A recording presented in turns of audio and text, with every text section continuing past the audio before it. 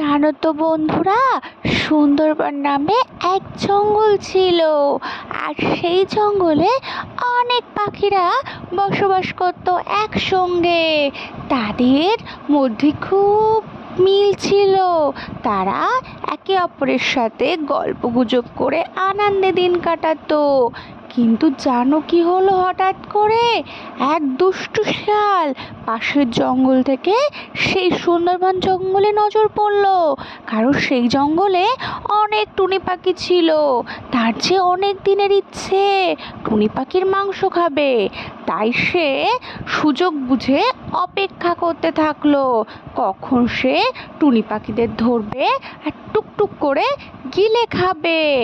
এই কথা সমস্ত পাখিরা তারা নিজেদের মধ্যে বলাবলি করছিল যে আমাদেরকে অনেক সাবধানে থাকতে হবে, না হলে দুষ্টু শিয়াল আমাদেরকে ধরে তার শিকার বানিয়ে নেবে। সব পাখিরা এক জায়গায় হয়ে বলতে থাকলো নিজেদের মধ্যে, জানো তো আমাদের মনে হয় সুখের দিন শেষ হয়ে এসছে। কারণ ওই দুষ্টু পাজি বদমাইশ শিয়ালটার নজর পড়েছে যে আমাদের জঙ্গলে আমাদের সে সবাইকে ধরে ধরে খেয়ে নেবে।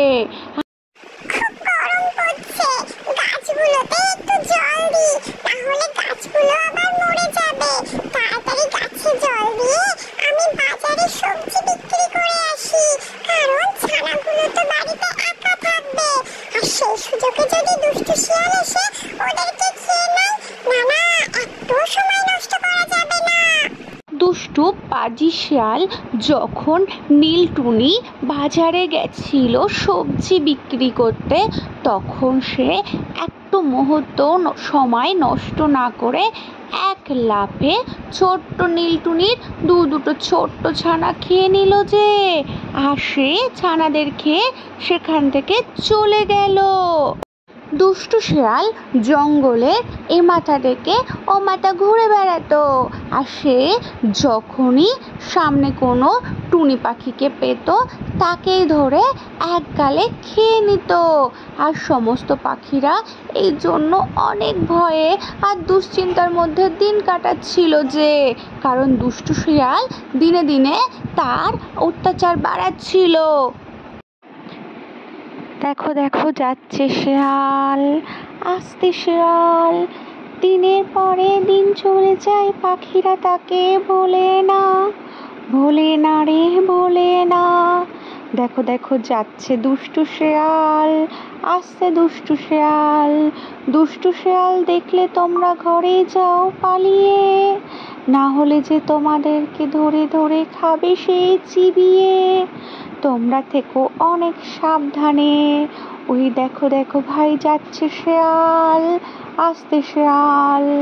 দিনের পরে দিন চলে যায়, শিয়ালের দুষ্টুমি কমে না, কমে না রে ভাই কমে না।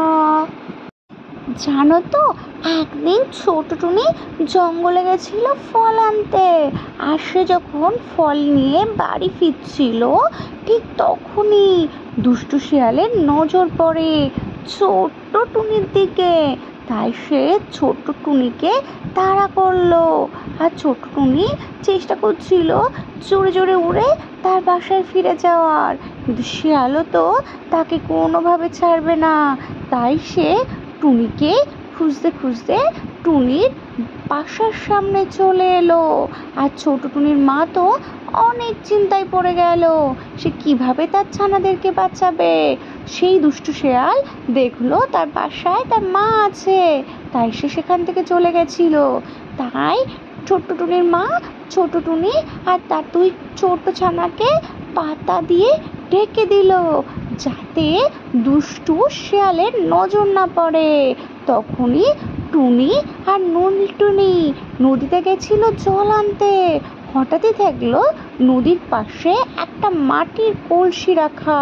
আর সেই মাটির কলসি থেকে কেউ যেন তাদেরকে বলছে, টুনি টুনি আমাকে এখান থেকে বার করো, আমি অনেক দিন এখানে আটকে আছি, আমি কিছু খেতে পাই না, আমাকে বার করো এর ভেতর থেকে।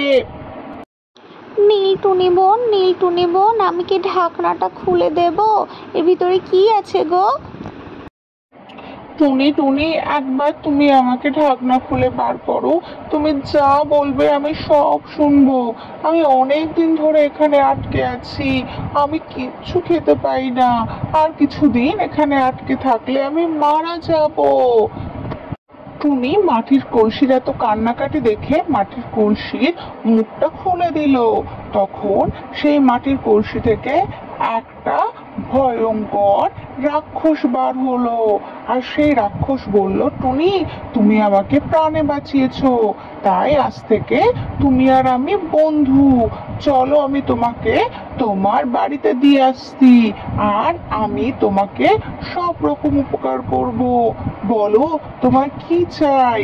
তখন টুনি বলল, ওই দুষ্টু শিয়ালের তুমি কিছু একটা করো, না হলে যে সে আমার বাচ্চাদের খেয়ে নেবে।